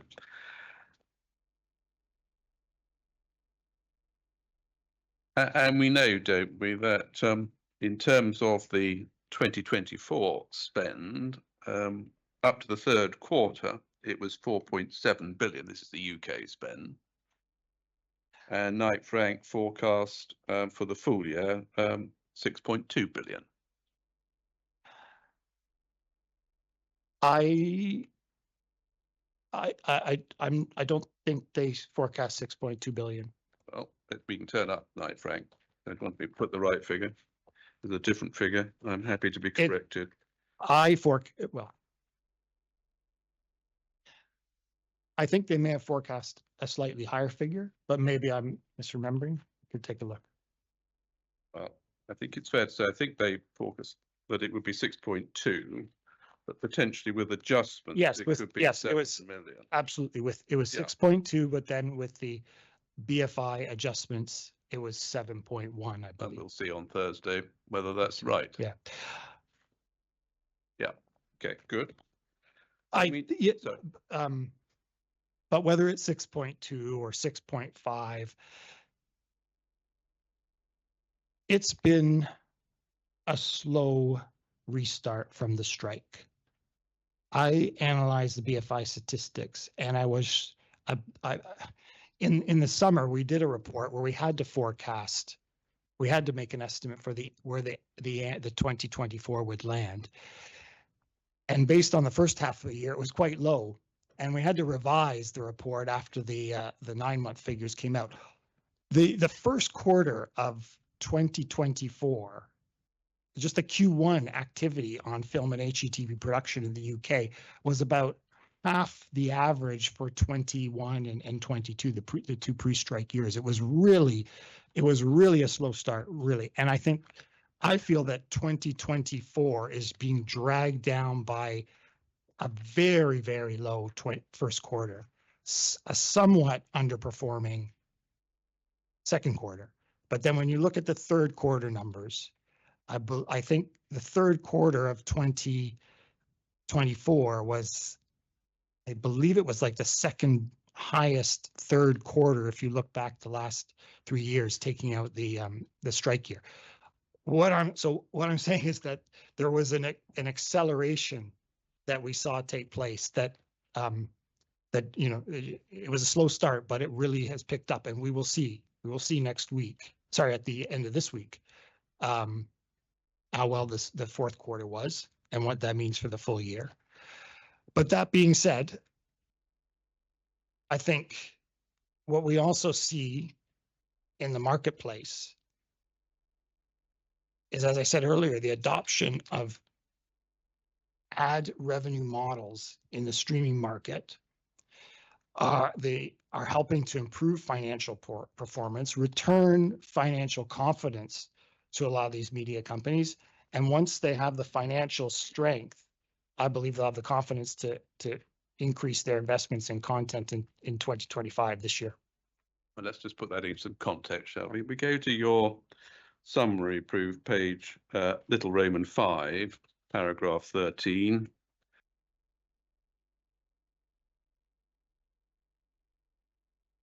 Yes. You can see that the 2022 spend was 7.06 billion, can't we? Yes.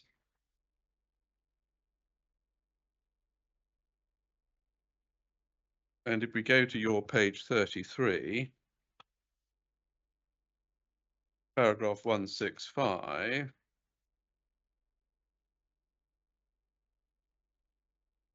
we can see that your firm's 2028 forecast is 7 billion by 2028. Which paragraph? Paragraph 165 on page 33. In 2022, we did produce a forecast Yeah. of 7 billion by 2028, and the UK surpassed that well before No, 2028. forgive me, that's not what 165 says. It says that Nord City and Safri have not published an updated forecast of film and high-end TV production spending since June 2022. However, in the absence of future labour disruptions or other macroeconomic shocks, they now expect, i.e. 2024, I assume, that annual spending on film and high-end TV production in the UK could once again exceed 7 billion by 2028. Yes. That's your firm's current forecast. Yes. Still less than was achieved in 2022. But we will. Answer the question Yeah. first. You can butt as much as you like after you've answered the question. It says exceed 7 billion, so it's a floor. Well, forgive me, presumably it's intended to serve a purpose. It's intended to indicate what you consider is most likely. And it is returning to what was achieved in 2022 by 2028. That's your own firm, isn't it? It's the 7 billion is a reference back to a previous forecast, and we're simply saying that we will exceed that in the future.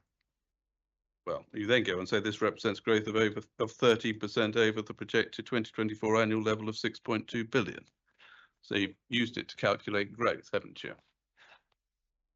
That floor represents a 13%, is 13% higher than the 6.2 billion, which is the base figure in Knight Frank, but also simply what you'd calculate if you prorated the first 9 months of 2024 based on the BFI statistics. Okay.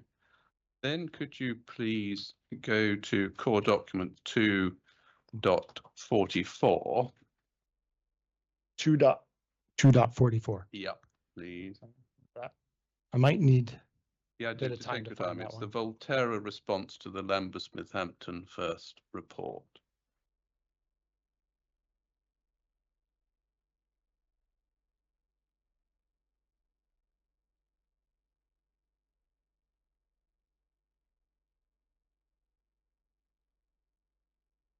I think it should be 2.44, which is, I think, in one of the addendum submission core documents, and within that, If you could go to PDF page 4 and paragraph 1.5.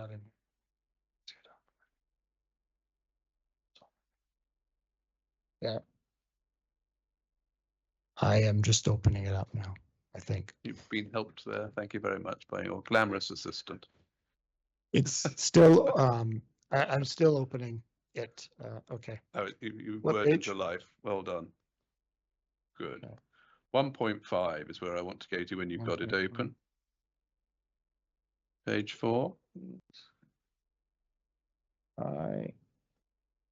I am at 1.5. I'm going to Good. just, And there's I a need to series make of it a bullet bit. points in 1.5, Yes. which is responding to the Lambeth-Smithhampton Mhm.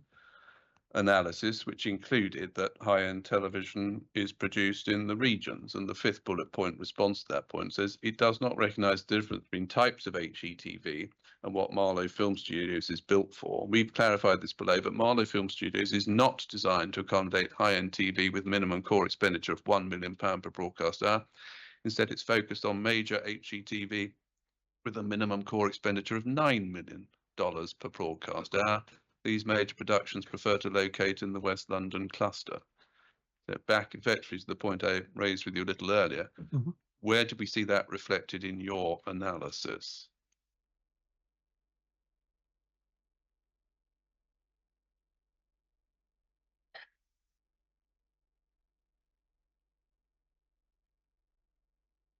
That kind of granularity is not in our analysis, but there certainly, there is a ladder of HETV content, different budget levels, and some at the higher end gravitate towards the West London cluster, and some at the lower end can be produced in the West London cluster, but they can also utilize regional facilities. That certainly has been the case.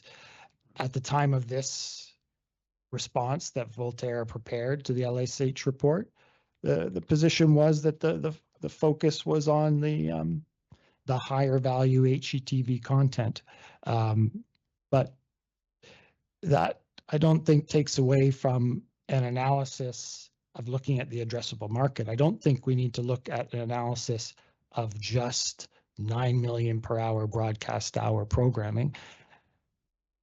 What would be the effect if you did on your addressable market? I wouldn't, because the addressable market analysis is one that is nationally oriented.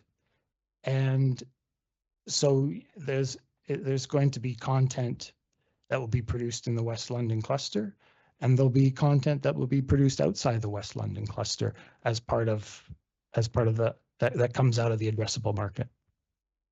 Do you actually know what the effect of that would be on your addressable national market?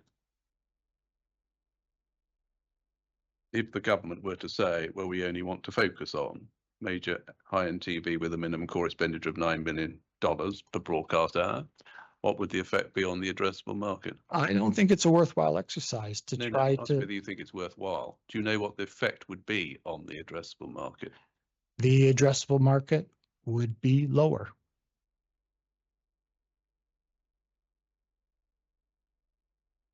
Now, in terms of production spend more generally, you've already accepted, I think it is uncertain, isn't it, in terms of the forecast?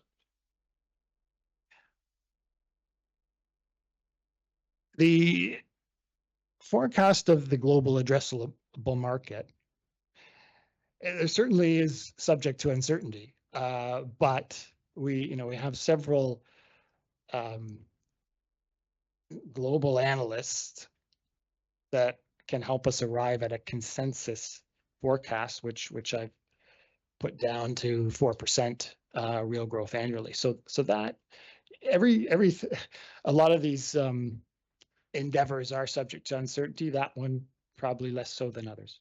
Well, let's just ascertain and identify the factors which affect its certainty or uncertainty. Firstly, as you are dependent on effectively decisions made by the major US production platforms. as to how they direct their investment, aren't you?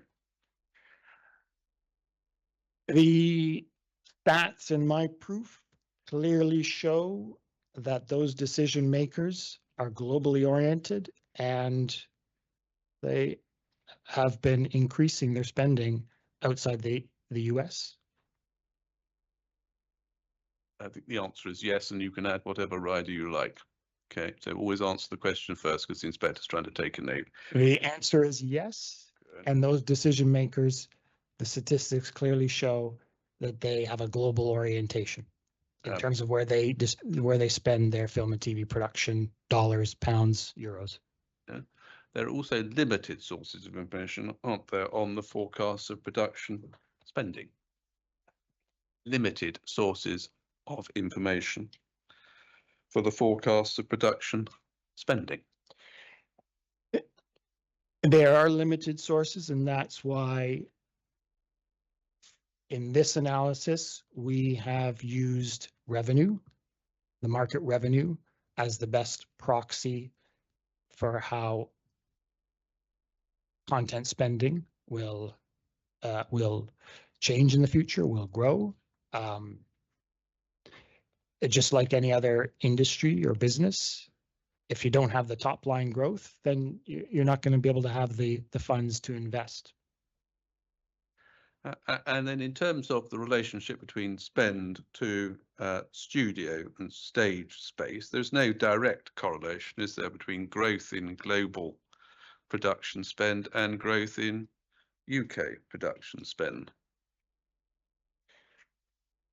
There is no fixed correlation. We've seen a history of UK spending, film and TV production spending in the UK growing faster than the global spending. And would you also agree that it is, given the impact of 2023, a particularly difficult time to identify a sensible base year?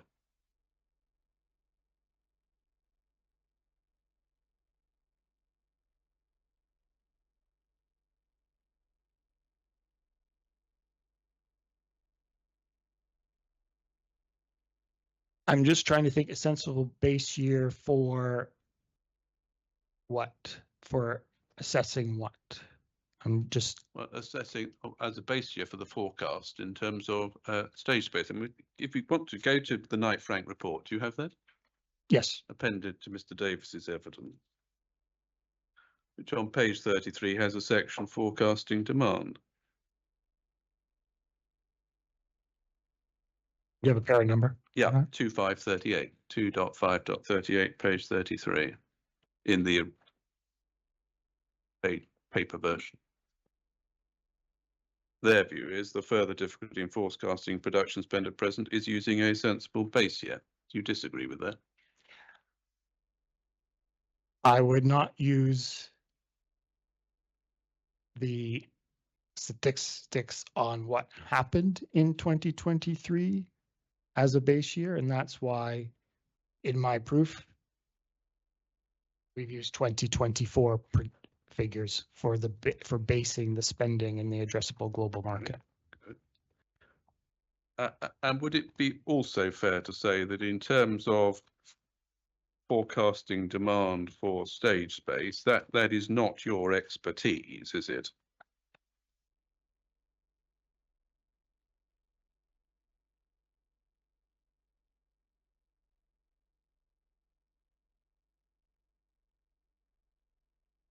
I wouldn't put it outside my expertise, but it's not my role in the scope of this proof. No. And if we go to page 32 of your proof, you have previously been involved in an exercise of forecasting spending on film and high-end television, and as I understand it, relating that to the supply of stage space, which was the basis for the screen skills, forecasts of labour market shortages and training investment needs in film and high-end TV production. That's right. In that case, we used information on the pipeline of stage space at that time to give us a sense of how much production spending there will be in the year. So we took that pipeline and we applied a multiplier of spend per square feet, and assessed how that looked in terms of production spending going forward. Yes, and if we go to paragraph 165 on page 33, we can see how difficult forecasting can be, because that forecast was out, as you point out, by some 77%. Paragraph 164, page 33.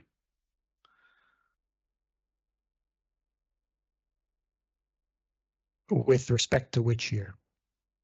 But as I understand it, the point you're making in terms of paragraph 164 is that the forecast made in 2022 is some way out of the position as it existed in 2024. And as I understand your point, which we'll come back to, less concern should be attached to the issue of a skill shortage. Have I misunderstood the point?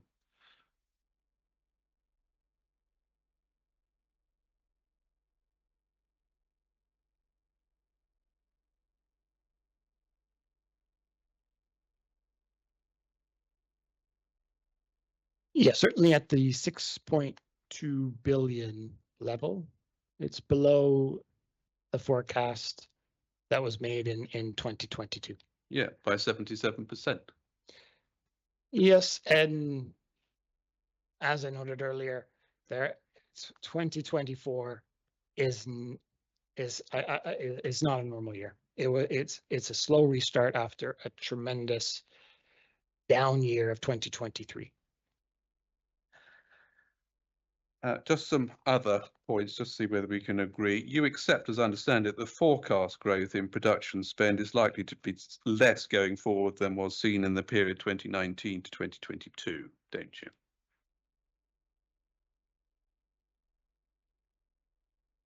you? There will be slower growth, I think, going forward than those years. Good. At that period, 2019 to 2022, was the period over which the amount of studio space in the UK dramatically increased, didn't it?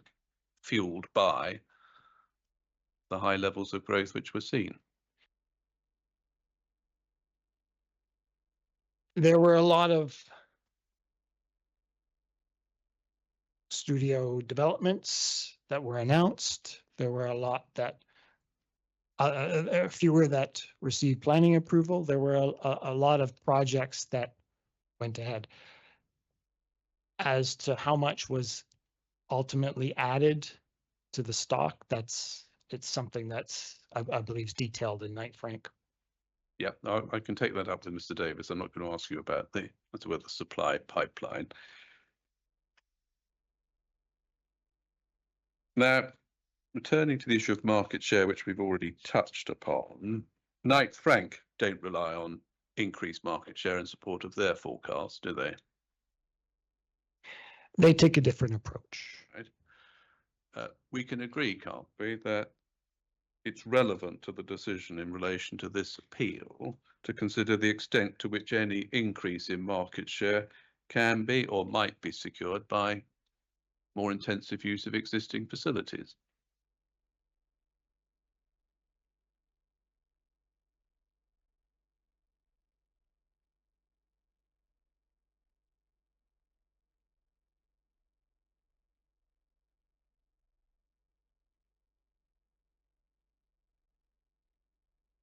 I think what we'll probably find is as we... No, could you answer the question and then so you can add your rider afterwards? What you might probably find is not an answer to my question. More intensive use of facilities is one way to accommodate production spending without building new studio space in the short term. In the long term, I think it'll reduce the competitiveness of the UK if we don't re-energize the stock of facilities, recycle, improve them. And if we take up Mr. Davis's proof and the Knight Frank report again, please.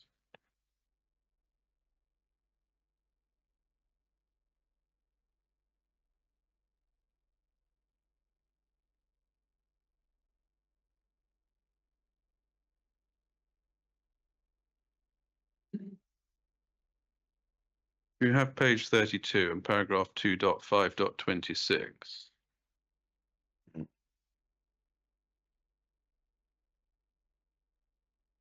Yes, I have it. We can see there, can't we? Point being made by Knight Frank was over the past year, 2023 to 24, production spend has been low, with the result that the amount of floor space per billion has significantly increased since the 712,000 square feet inflation adjusted 2020-2021 figure. That's a 12-month period that is, you know, one of the lowest in recent years for production. That's the second half of 23 affected by the strikes, and the first half of 24, which, as I mentioned earlier, was subject to a very slow Q1 start. Yes, but it shows that the existing floor space is capable of being used more effectively than is presently the case, doesn't it?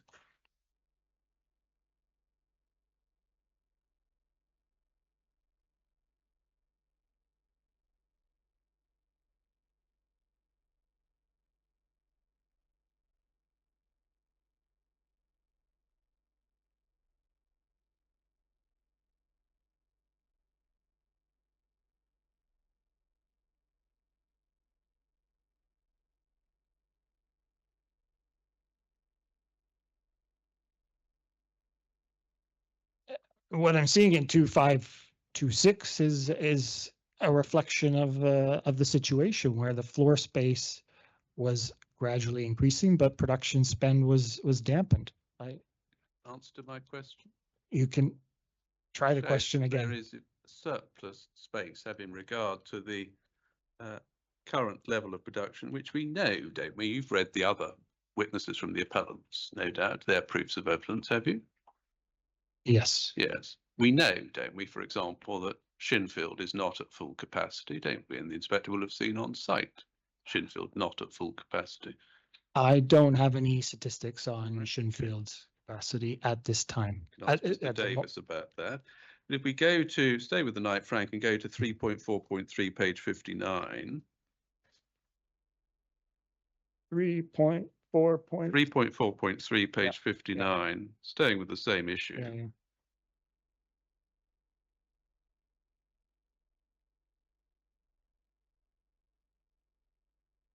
3.4.3 on page 59. Sorry. Yes. Mr. Chodorowicz, you'll be commended on having single number paragraphs. Uh, Oh dear, so not a total success. okay, go ahead. So we can see in 3.4.3 on page 59, the end of that paragraph, that effectively identify for the West London cluster approximately 836,000 square feet for every 1 billion of production space. Yes. And the point they then go on to make is you would expect the West London cluster to make more effective and efficient use of space, given the effectively the higher land cost and labour cost in the West London cluster. Assume you agree with that?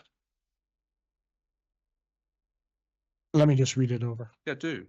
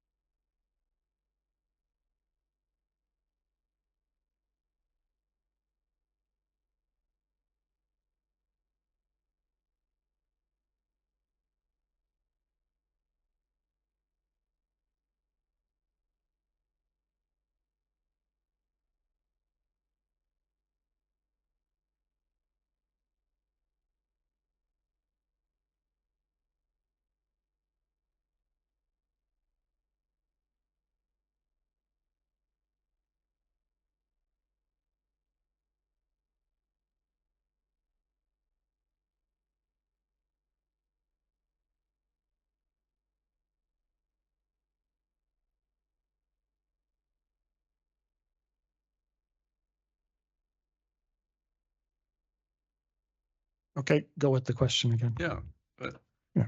but you don't take any issue with that, do you? I As an don't analysis. take an issue with the observations in 3.4.4. Good.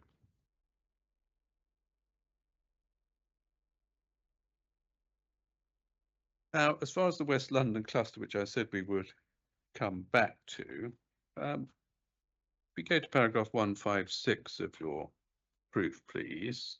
You refer to the Metro London BFI Skills Cluster Training Partnership, don't you? Yes. And that covers London, Buckinghamshire, Hertfordshire and Surrey Yes. as the region within which the BFI is using public funding to support skills training.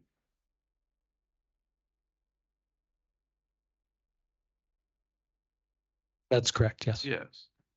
So it has identified in terms of the skills training an area which it is deploying public money to train crew to serve the industry in, isn't it?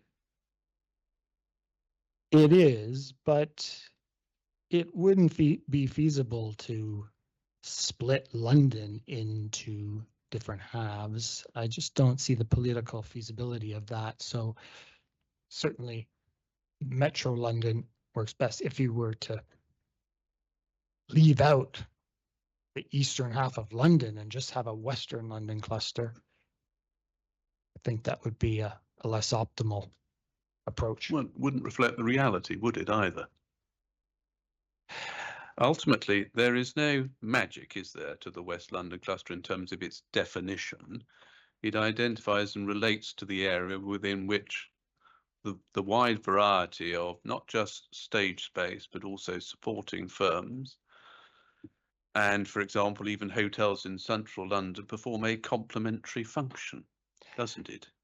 In central London, but the West London boroughs, from the research that I've been involved in, are where a vast majority of the crew live.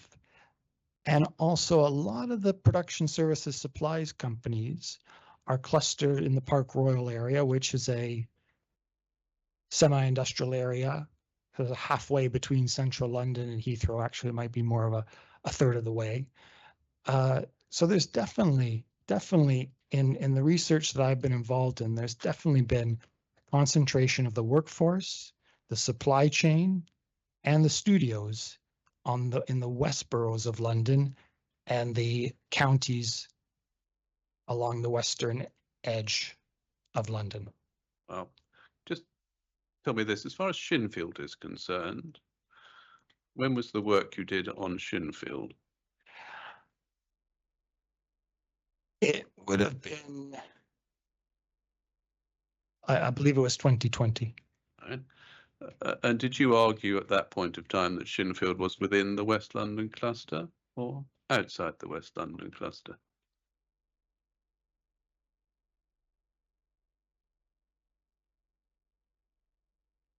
I can't recall. All right. I'll ask Mr. Davis other questions about the cluster in due course.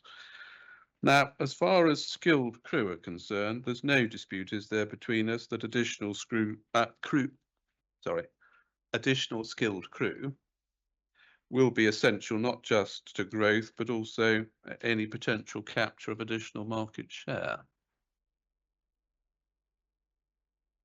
Definitely people will be needed to work on the productions that would come through Marlowe Film Studios and the other pipeline, and that's why the government has pivoted towards focusing on skills and training in the film and TV workforce. Yeah. And there's no dispute. I assume you were here last week when Mrs. Neville was giving her evidence. She accepted that in terms of production costs, crew costs are typically a significant element of the budget and typically exceed the cost of stage space. they do, yes. Yes. Equally, it's fair to say that the existing competitive crew costs are one of the attractions to inward investment, aren't they? They are, yes. And I outline that in my proof. So it is important to the sustainable growth of the industry that growth in crew numbers remains in balance with production levels. It is. And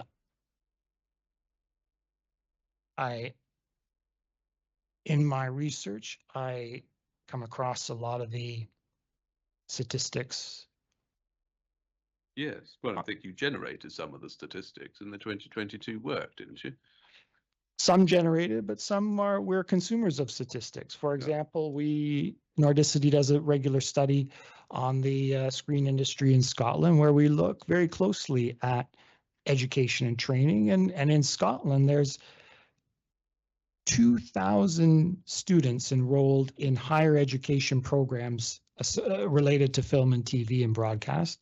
And there's over 3,500 students enrolled in further education programs related to film and TV broadcast topics. So in Scotland alone, there's over 5,000 students that are training, and these statistics are as of 2021, training to enter the film and TV industry. So you can just extrapolate for the whole UK.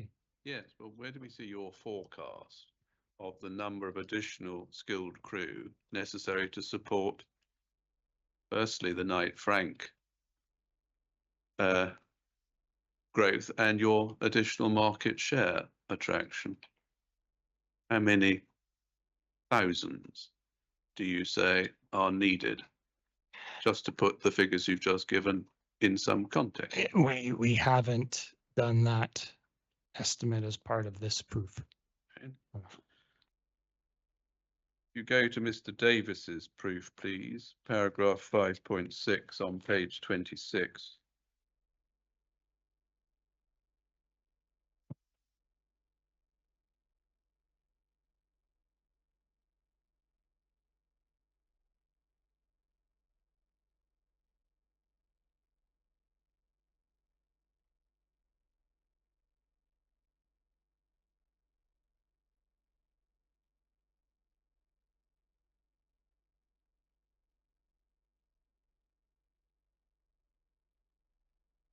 You have 5.6? Yes, yep.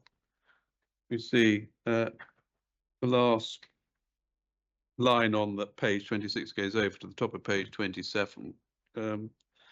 Reliance on 21,000 additional crew needed to meet forecast demand by 2025 alone.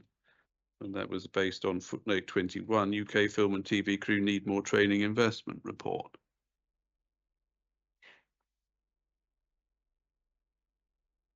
Is that a figure you recognise? I recognize that figure. That's from a forecast that was published in June of 2022. Right.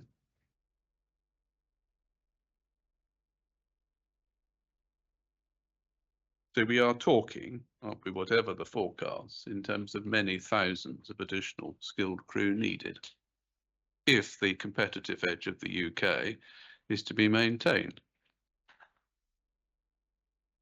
I don't have the precise, I mean, I recall even, I believe Volterra is estimating 4,000 to 5,000 jobs associated with Marlowe alone and Marlowe Film Studios. So yes, we are talking many thousands. And as I mentioned earlier, there are thousands of young people that are training right now to enter this industry. And there are thousands that are in school right now that want to move into higher education and further education in this industry. So the young people are there, and the government is committed to moving them through the system and getting them into work. Yeah. But we need physical infrastructure. We need quality infrastructure like a Marlowe Film Studios to attract global demand and give young people a place to work. And in part, in terms of just staying on this point, can we go to CD 13.10, please, which is back to the House of Commons evidence? Yes.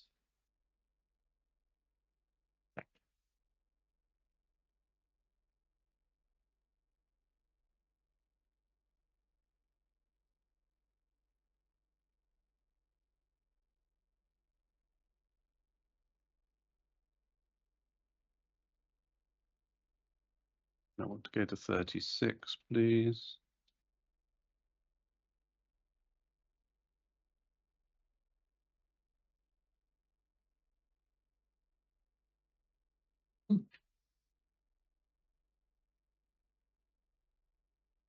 Okay.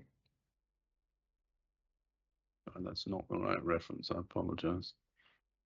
Find the right reference too.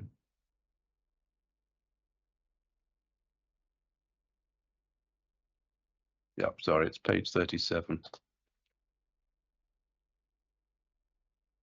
And it's the end of the answer from Adrian Wooten on that page.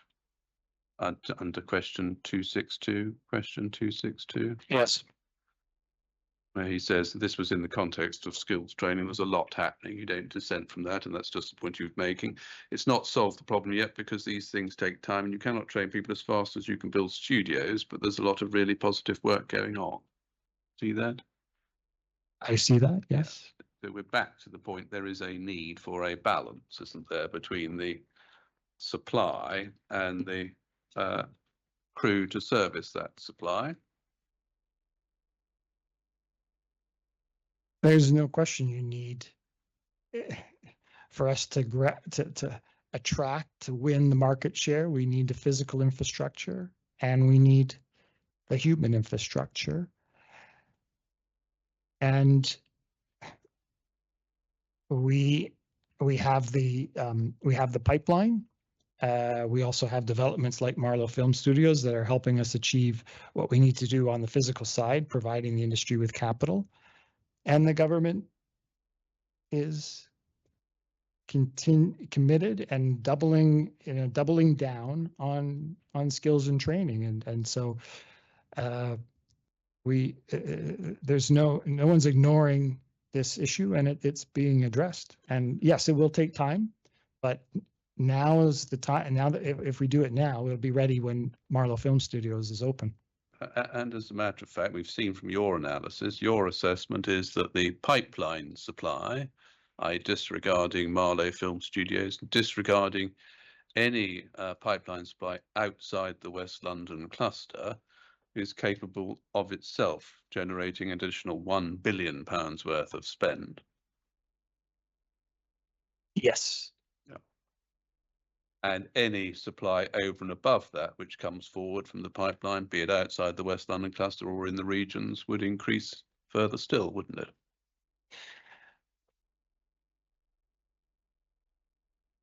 It could increase, but it could also be,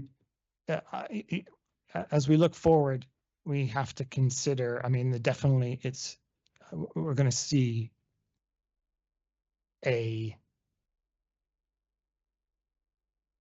as I said earlier, a recycling of the stock.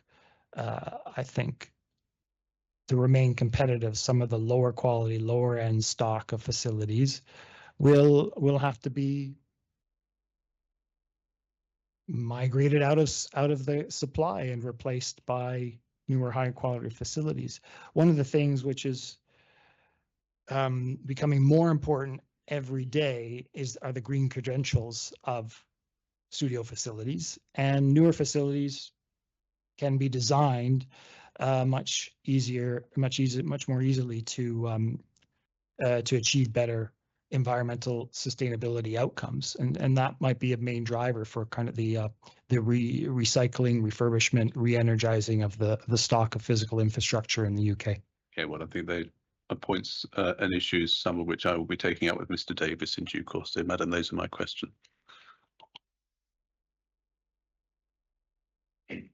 Thank you very much. We obviously need to do a switch. So should we take lunch now because it's 12:30? Because you've estimated a couple of hours, haven't you, Miss Nevin? Okay, are you still running to that? I think I'll come in probably around the 2 hour mark. 2 hour mark, Perhaps okay. a little bit less, but no more over.